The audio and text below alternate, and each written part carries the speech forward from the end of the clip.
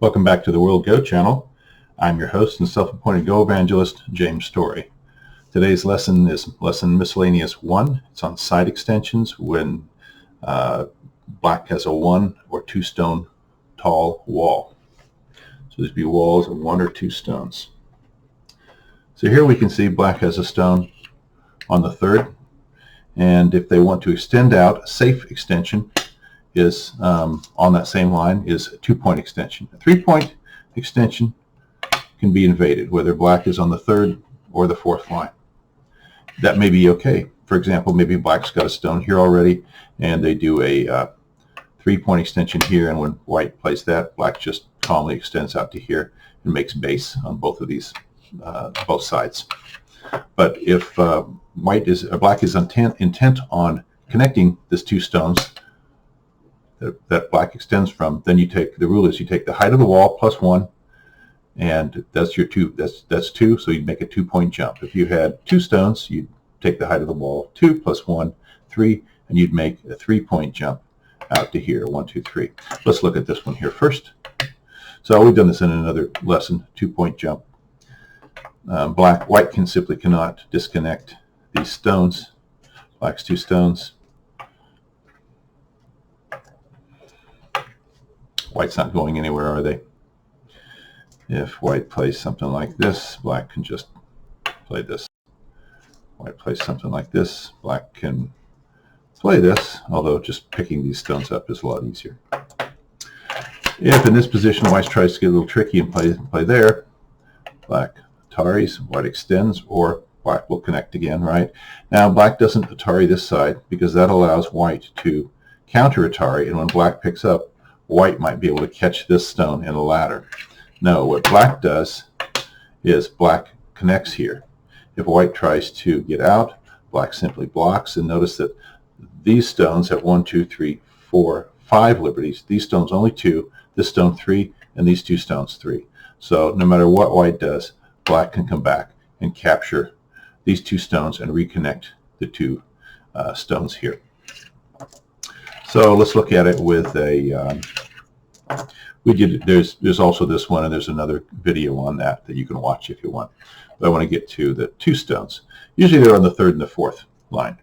Not too often on the second and third, but we might look at that if we have some time here. So black has a 2-stone wall, so the rule is the height of the wall plus 1, that's 3. So black wants to do a 3-point jump, either on the third line or the fourth line. Let's look at the third line first. So if white tries to jump right in the middle there, black can simply push white into this wall. And that's usually what you do with a wall. You push your opponent against it and smash them. All right. Notice that this doesn't really, neither of these cuts are very scary for black. If you do that one, if you do this cut, black can simply hit right here in the nose, and no matter what white does, black has an Atari and capture, don't they?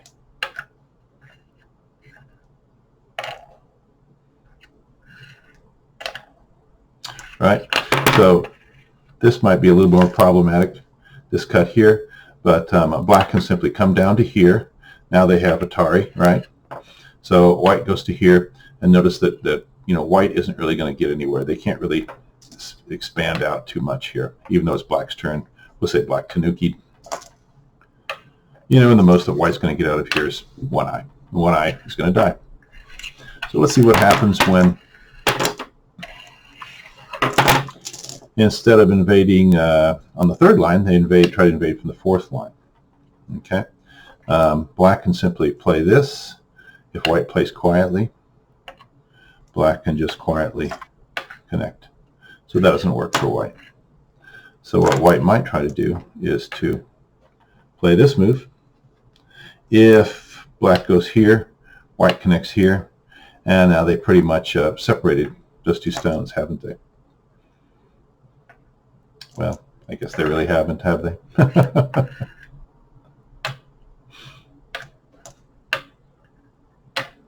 No, they haven't. Easy peasy, lemon squeezy. All right. So let's move the stone up now to the fourth line. Okay. So if white tries to push in here, black, let's say if they try this first. This is, you know, the quiet moves by white. Just let black reconnect. All right. Although white might want to slide out here and try to make base. If that bothers black, then they shouldn't have played on the 4th line. They should have played on the 3rd line for their extension. If white plays here and black plays here, and white tries to get fancy,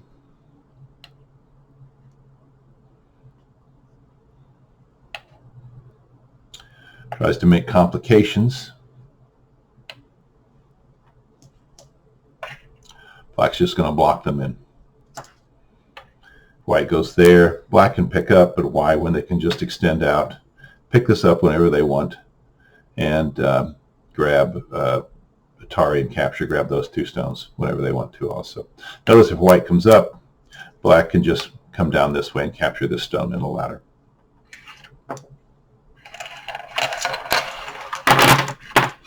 So what else might white try here? Here we did this.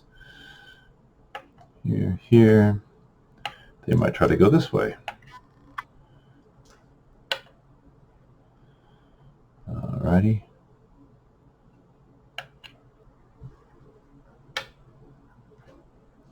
And Atari back this way.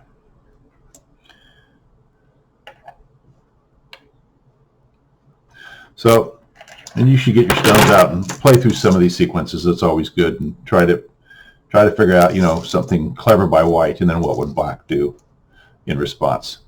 So the rule of thumb is if you have a 1-stone wall, you can safely jump 2 points. If you have a 2-stone wall, you can safely jump 3 points. And if you're a 3-stone wall, we'll get to this one, you can safely jump out 4 points. We'll do that in another lecture, another lesson. If it's here on the edge of the board, it also works out okay for black. Excuse me. There. Here. If white goes here, black just connects and they can pick up this stone anytime. So they got to get a little tricky. There's an Atari. White's going to counter Atari. Okay. If white comes out, black simply captures, and then they can come back and pick this stone up anytime if white tries to get out. That's not going to work because black can Atari and capture. So instead, on the 2nd and 3rd line here, it doesn't happen too often.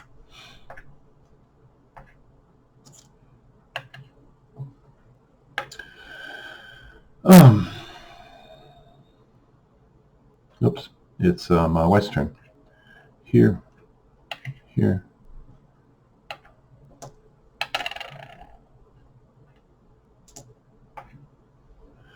And white's only going to make 1 eye there, so they're going to get captured that way too. Once again, get your stones out and play around with them. That's the best way to learn this stuff. Another great way is to teach somebody else. If you're good enough to teach it, you've pretty much got it mastered. Don't forget to give me the thumbs up if you like this. That's how I know what you want to see more of. Please subscribe. You can contact me at contact us at the World Go channel at gmail.com. If you're new to World Go channel, try the lessons in logical sequence. Some lessons are based upon previous lessons, and that will be the most logical way in which to watch the videos. We also have other playlists: Life and Death of Small Groups, Joseki, Fighting, and you can always go to videos and sort them in chronological order to see what you may have missed since the last time. Anyway, thanks for watching. We'll see you next time on the World Go channel.